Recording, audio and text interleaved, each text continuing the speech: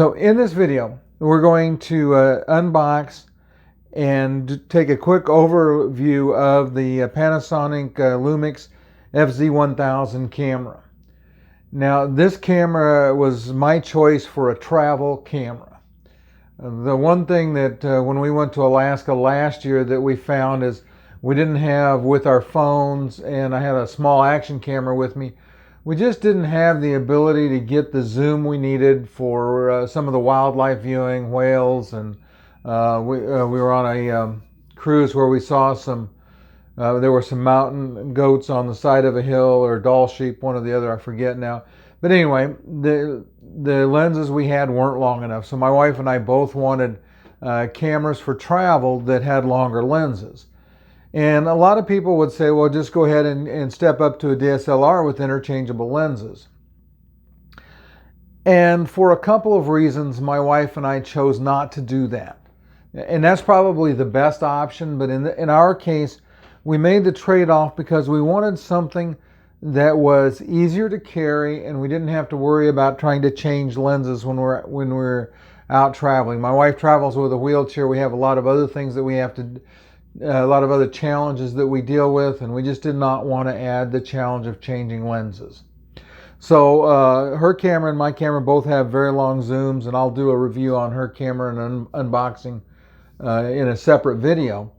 But the one thing that we wanted is we wanted cameras that could shoot 4K video. In my case, I got a 20 megapixel sensor to work with.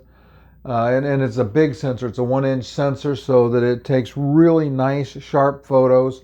This one was actually fairly highly reviewed in the we'll call it the bridge category of camera. And so there were a lot of advantages to this particular camera, even though it's not a true DSLR. We have a lot of some of the same features. So we're going to unbox it, and we're going to take a look at what comes in the box, and then we'll go from there.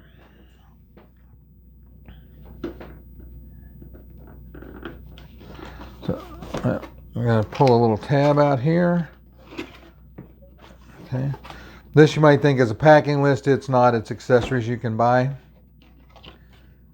So I open the box up, and the first thing on top is we have software. And I know this comes with a couple of things. It has a photo editing software, a couple of versions. It also has some video software that's like a trial, like a 30-day trial version. I'll put that aside. We have our manuals. Take a quick look and see what's in here.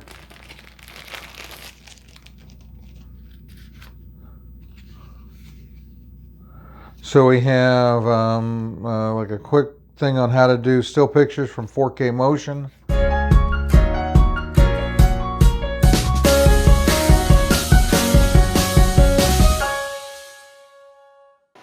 If we're meeting for the first time, my name is Ken Edmonds, and on this channel I help people travel more, spend less, and I provide information that's helpful to those who travel with mobility issues. Today's video, we're going to unbox the Lumix FZ1000 camera. We're going to talk about some of its features, and I'll give you a quick overview of the camera. On to today's video. So we have Spanish instructions, and we have the English owner's manual. Take a quick look in the manual here for a second. Pretty much typical warnings. Manual's fairly expensive. The manual's fairly extensive. Again, here's the accessories of what comes in the kit. And then we start to see description of the buttons. So we'll poke around with some of these options, take a quick look at the camera, and tour some of these features after I get a battery charged and in it.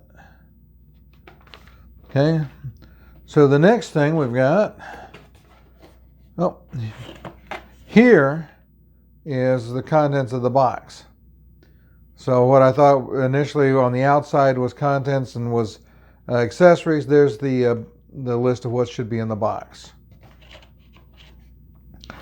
So we'll start, we'll pull out the camera.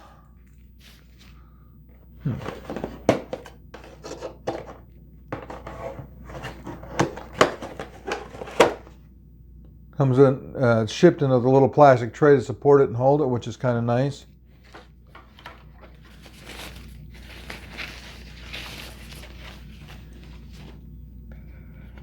Here's our camera.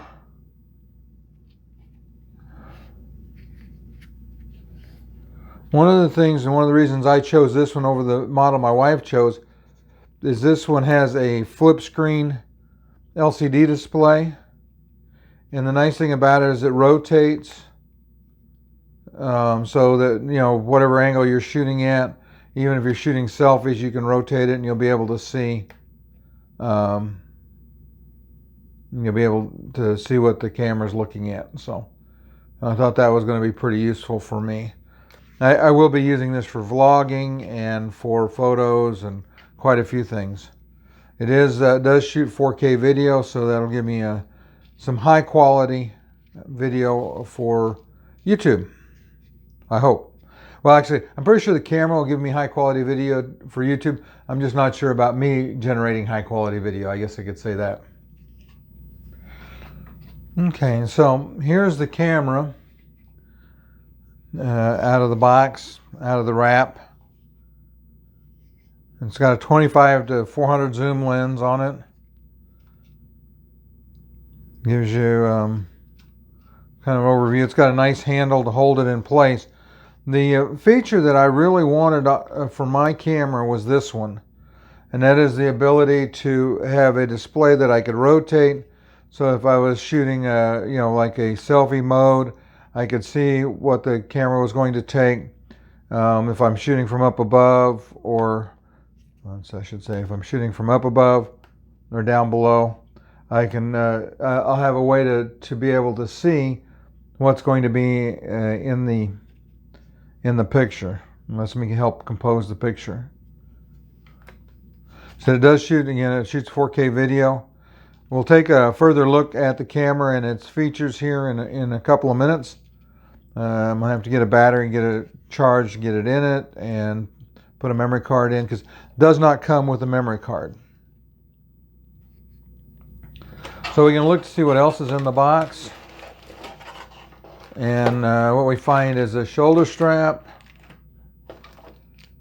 a charging and actually that looks like an HDMI cable.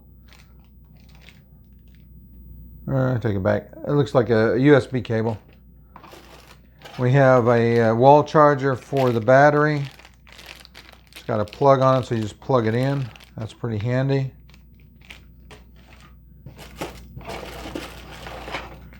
We have a battery, and klutzy me dropped the lens cover. This is a shade for the lens.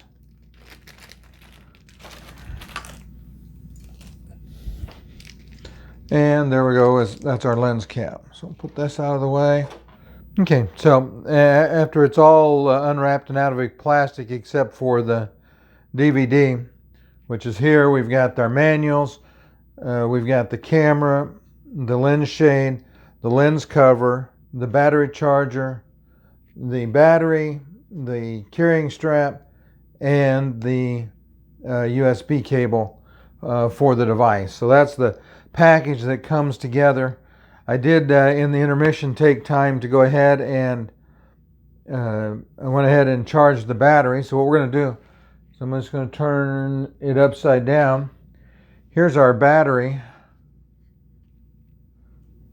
door. So let's pop that open. Put the battery in. And I purchased 128 there it is, we can see it. Purchased 128 gigabyte SanDisk card. I think it goes in this way. So now we have memory in it. Like I said, this device does not come with a memory card. You want a fairly fast memory card if you're going to shoot 4K video. So I got one that was as quick as I could find. Okay. They see the instructions said that this. Well, let's see if we can do this without dropping anything else. Fits on that, and it clicked into place, so it fits like that. To provide a little bit of shade for your, to keep light from reflecting too badly off of the lens. So we're good there. So let's go turn it around a little bit here. I'm going to have to come back and we'll do some features in a minute when I'm able to change positions. But we will go ahead and turn it on and see if it powers up for us. That's a good sign. Lens moved. Go ahead and pop out the... See, I have to go through and set up clock and a lot of things, but there we are. We're up and running. Like I said, we'll come back for a tour here in just a minute. Okay, so I have the... move some stuff out of the way here. I have the battery charged. And we're going to put the battery in it, and we're going to take a look at a little bit of its functionality here. Battery's notched, so it'll only go in one way. It's pretty easy to figure out. You've got contacts on one side, and the inside there. Put the battery in, and a little click holds it in place. It's a memory card. It won't fit in, it'll only fit in one way, shiny side up. Now on this memory card, I got 128 gig. That's larger than it says it uses, but I think that probably is mostly just because of changes in technology. These weren't common when this camera came out. This is a little bit older camera, which is why we got a really, really good deal on it. That was one of the factors in making the decision as well, just to be honest. Okay, so now we have the battery in it. So let's turn on the power. The focal length of the lens right there, you can see right by my finger, it shows out. We have a button here by the shutter, or actually a lever that moves it in and out. So there it's at 400, so that's at its longest length, and 25 is its shortest length for our closest photography. So controls on the top, we have shutter. Halfway down, the shutter will focus on what you want it to focus on. All the way obviously takes a picture. Here's a record button so we press that if we want to record video. It does record 4K video, you just have to choose that. We have two function buttons. This one also serves for enabling your Wi-Fi. We have an indicator light, tells us power's on. That light shows red if you're charging with a USB cable. This control has a lot of functions on it. It's basically where we set up the variety of things associated with how we want the picture composed. So for example, right now it's set to program mode, where the camera makes a decision about what it thinks the best choices are for shutter speed and for aperture. We can set it for aperture priority, where we set the aperture and it picks the shutter speed. We can set it for shutter speed and it picks the aperture. Then we can got completely manual, where we set both. This SCN button that is right there lets you choose specific scenes so if you're taking like a landscape, you have the option of selecting like a landscape, like the correct settings for a landscape, and it'll automatically make what it thinks are the right choices. You also have two places that you can set it up to for pre-programmed settings.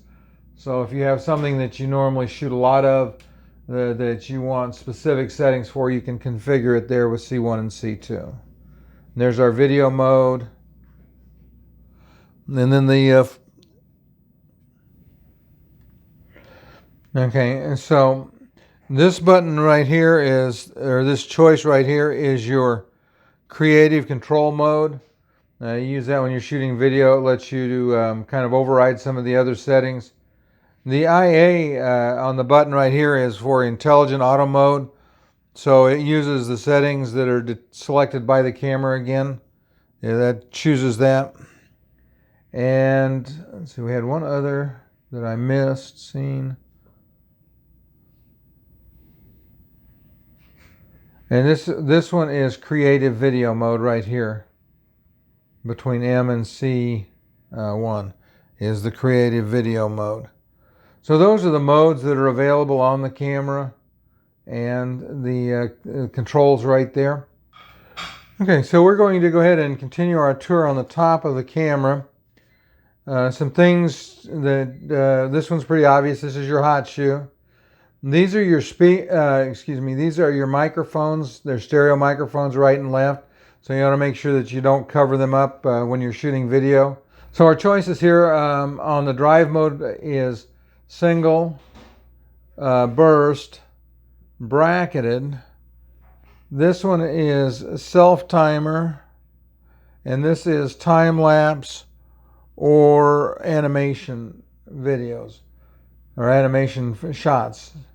Oh, and it just decided it was time to shut off. I've had it on for a few minutes there, which is a nice thing that does that to save battery. So those are the controls on the top of the camera. We're going to look now at, okay, so we're going to go on, like I said, start with a little bit of the back of the camera. We'll talk about the top part of this first. So this would be our eye cup. This would be our viewfinder. This sensor right here detects that we're looking through the eyepiece. On the side, we have a switch right here that opens the flash, so we can use the flash. And the other thing that we have right here, and it's hard to see, but there's a dial there that you can change the focus up and down for the eyepiece. So if you're looking, say for example, without your glasses off, you may need to adjust that so that it gets everything in clear focus for you. So those are the main controls in this section right here. On the lens, we have a choice here. Right now the power is off, but we have a choice of zoom or focus for this switch right here. And what that does is controls what this ring right here affects. So if we're doing manual focus, we'd set focus to manual, put this switch in the focus, and then we could adjust our focus using this ring. This is really useful if you're trying to control the focus on a specific object and the camera's autofocus is hunting, which is not unusual if you're in a, for example, if you're trying to take a picture of a squirrel in a tree, all of the other branches may compete for focus, and you may not be able to select the squirrel as good as you'd like to. So you'd set it to focus if you want to do manual focus. If you're doing autofocus, you leave it set to zoom, and then you can zoom in and out using that. So if you're trying to get just exactly the framing you want, you can use that to do that. This switch right here is your power optical image stabilization, OIS, and normally you'll leave that on because what that does is does everything it can to try to get the jitters out of your photos. When you're shooting by hand, it's always a problem. There's always a little bit of movement. The OIS is designed to help get rid of some of that. So we're typically going to leave that in the on position. On this side right here of the camera, while we're here, this is where you plug in a microphone. If you're going to use an external mic, and actually I have one I'll show you attached here in a minute. But this is where you would go ahead and put plug the jack in. You could also use a lavalier like I am using right now. You could plug that in if you know you're going to stand behind the camera or within range of your lavalier cord. And then we have one on this side and one on this side. These are where the shoulder straps go, which we saw in the case earlier, so that you can wear it and it stays secure around you. You don't wind up dropping it, because you've seen me, I'm a little bit klutzy, so I'd be really good at dropping it. The next area we're going to look at is we're going to look at the back panel of the camera here.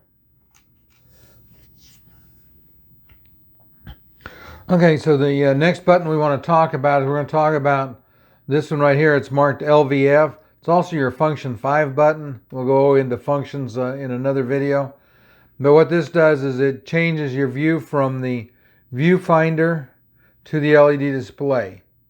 So if you've got the LED display out, for example, okay, so we see right there that it's the display is, and now it's in the viewfinder.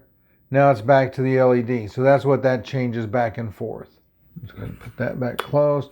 It'll also, if you put your eye up here, this detects it if it's turned on in the programming mode. And so then at that point in time, what it does is it'll switch back and forth as well. More on the back panel in a second here. Okay, so let's open the monitor back up. We're going to look at a couple of these buttons.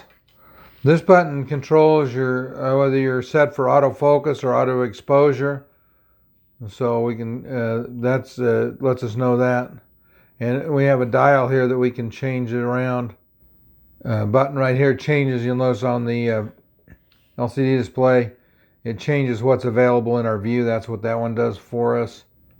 So that tells us right now that we're set we locked the exposure at f2.8 and 1/60th of a second. And ISO set to auto. So we can change those around. This controls our menu. We can move things up and down around using the up and down buttons here. And then the center sets the menu. That tells you how many pictures is left. And the button underneath here, function F4, is our return button that gets us out to different modes. So that gives you a little bit of an idea of some of the buttons on the back panel, what they're good for. We'll go into each of these functions in much more detail in another video. Turn it back off. On the bottom, a couple of things I wanted to show you. We have an NFC antenna, so for near field communications is there. Here is our mount for our tripod mount. This is where we put the battery in and out. The little lever clicks, battery slides in and out. It's pretty obvious where it goes. This does come with a separate battery charger, and I found a couple of aftermarket batteries, so I have some spares that are charged and ready to go. Effectively, I have 3, so I can shoot quite a while, because again, when you're traveling, you don't always have a charger handy. It's a 128 gig memory card. Slides in and out right there. Just press it and it comes in, goes out. Close that and lock it. Just one other thing that we hadn't done, and they recommend that you, if you're going to travel with this, if you're putting it away, basically, that you should go ahead and latch that in that position, so it's backwards, so it's protected. So if you're going to put it, like for example, in a bag, and then you can put your lens cover on it, so it's all nice and protected. You obviously don't want to operate the camera or turn it on when it's like that, but it makes it more compact and protects your ring from getting damaged. That's a quick overview of the Lumix FZ1000. Like I said, I'm gonna get some practice using it. I'll show you some sample pictures, some things that I can do with it, and we'll go over more of the controls in another video. Thanks for watching today's video. In the description below, you'll see right down below there's a link to this camera on Amazon. It is an affiliate link, so if you decide to buy it, I get a tiny, tiny commission. If you haven't already done so, please like and subscribe to the video, and we'll see you next time.